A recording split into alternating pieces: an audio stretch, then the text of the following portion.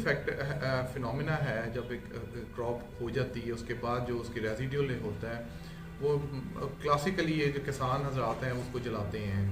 तो और क्योंकि आजकल बहुत ज़्यादा गाड़ियाँ भी हैं, अर्बनाइजेशन हो गई हुई है, इसी तरह इंडस्ट्रियलाइजेशन है, और दूसरा इम्पॉर्टेंट फैक्टर ये है कि वेदर जो है वो स्टेबल है। तो वो तमाम अनासर मिलके जो है वो स्मॉग की कैफियत जो है वो बना देते हैं नवंबर और दिसंबर के महीने में। तो जब तक वो स्ट्रॉन्ग वेदर सिस्टम नहीं आता, वो जो पोल्यूटेंट्स जो एटमॉस्फेयर के अंदर बिखरे हुए होते हैं और वो सेटल डाउन हो गए हुए होते हैं एटमॉस्फेयर के अंदर, वो उस वक्त तक जो है वो जब बारिश होती है तो वो उसको बिठा देते हैं।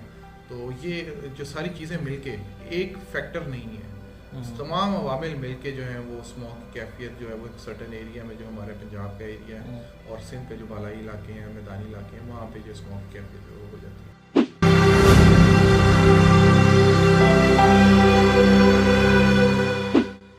होता क्या है कि जो पोल्यूटेंट्स हैं, पोल्यूटेंट्स कहते हैं कि एटमॉस्फेयर के अंदर जो कि पोल्यूशन पैदा कर रहे हैं पार्टिकल्स, छोटे छोटे ज़र्रात हैं, उसमें एक मुख्तलिफ साइज़ साइंटिस्ट ने उनके मुख्तलिफ साइज़ बनाए हुए हैं कि पीएम से मुराद होती है पार्टिकुलेट मैटर।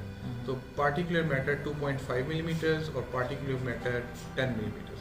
तो एक हद तक, एक ख़ास मकदार तक तो इंसानी जिस्म जो है उसकी जो है वो पोल्यूटेंट्स को बर्दाश्त कर सकता है या उसकी रेजिस्टेंस होती है। लेकिन जब वो पार्टिकुलेट मैटर्स जो है वो 2.5 के हों या 10 मिलीमीटर्स के हों, उससे ज़्यादा हो जाएँ तो वो हैज़र्डस की नेचर जो है वो अख्तियार कर जाती है। तो वो मुख्तलिफ साइंटिस्ट ने, मुख्तलिफ ऑर्गेनाइजेशंस ने या मुख्तलिफ रीजन्स में वो पार्टिकुलर मैटर्स की रेशो हैं, और उन पार्टिकुलर मैटर्स के अलावा जो हैज़र्डस गैसेस हैं, ओजोन है, O3 है, उसके अलावा ऑक्सीज, नाइट्रोक्सीज हैं, सल्फर डाइऑक्साइड वगैरह हैं, वो तमाम जो गैसेस हैं उनकी एक सर्टन रेशियो है। अगर उन रेशियो से ज़्यादा हो जाएंगी तो फिर वो कैटेगरीज बनाई हुई हैं कि this is not good for health, unhealthy, very unhealthy या हैज़र्डस। तो ये तमाम कैटेगरीज जो हैं उन पार्टिकुलेट मैटर्स के हिसाब से और जो गैसेस की रेशियो एटमॉस्फेयर के अंदर है उस हिसाब से जो साइंटिस्ट ने बनाई हुई।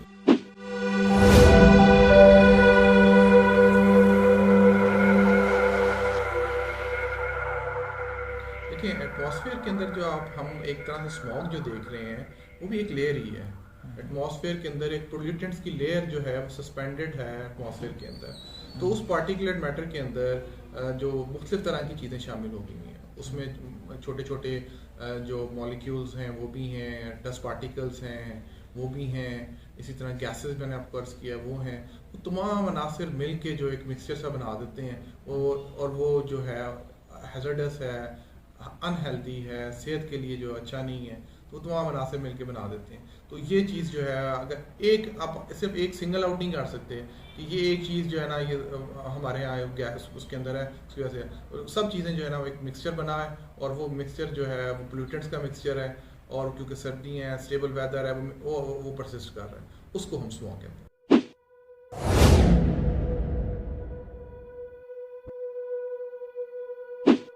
देखिए, बेसिकली जो मैंने आपको पहले अर्ज किया है कि ये स्टेबल एटमॉस्फेयर कंडीशंस की निशानी है। स्टेबल से मुराद ये है कि जब तक कोई स्ट्रॉन्ग वेदर सिस्टम अप्रोच नहीं करता। हमारे यहाँ मानसून सीजन्स के बाद अक्टूबर, नवंबर और किसी हद तक दिसंबर के महीने तक जो है स्टेबल वेदर कंडीशंस रहती हैं।